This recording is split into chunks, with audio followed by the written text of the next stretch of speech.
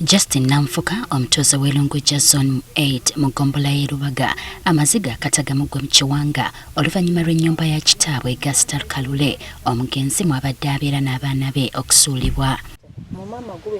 Namfuka agamba gye buvuddeko abakulembeze ku kyalo bamutegeeza ng'ennyumba eno bwe yatundibwa era ng'alina okujaamuka.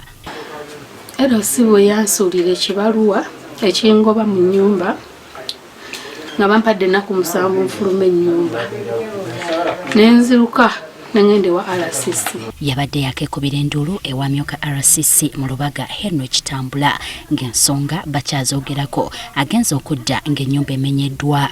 Ndi wa RCC tutudde ng'essimu evuga nga baŋŋamba ewaka bali mu kumenya nga ngamba RCC bankubidde essimu yine waka bali mu kumenya. RCC ng'akubira Diso ng'amugamba yangu omwala bali mu kumenya ewaka. Akayina sente bazibbye abadde tuteeka ne sente zaffe ng'abakyala zonna bazisitudde.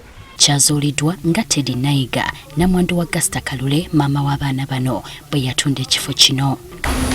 Mukyalo mukulu oyo azaala ndowooza Bannafuka yayagala abakazi era n'atunda ewuwe n'agenda abakazi. Jjajja waabwe ye yagibawa ng'agibawa lwa taata waabwe akulizeewa alabirirewo abaana kati ate maama gwe bw'ojja jjajja ye yagibawa azaala omulenzi na taata waabwe mwami Kalule. Kati abaana bagamba maama waabwe atunda atya ennyumba ya kitaabwe nga tebakimanyi.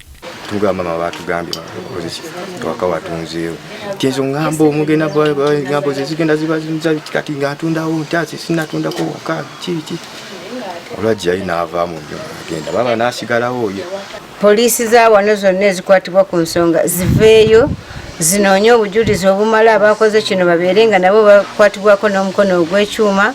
Amyuka RCC wa Lubaga Henry Kitambula atuuseeko awaka okulaba ennyumba eyamenyeddwa n'ategeeza nga bwe bagenda okunoonyereza ku nsonga eno. Namwandu oba ng'oli mu mateeka ng'oli mukyala mufumbo mu mateeka ofuna 2 ku buli 100. Endala zonna ezisigadde ziba z'abamulekwa abasigaddewo. So n'olwekyo kino kikyamu era namwandu tugenda kulaba mu ngeri gitumugulako omusango ogwa intermediary. Amyuka omwogezi wa poliisi mu Kampala n'emirirwano Luke Oweyesigire ategeezeza nga bwe bakutte abantu 3 ku by'okumenya ennyumba eno.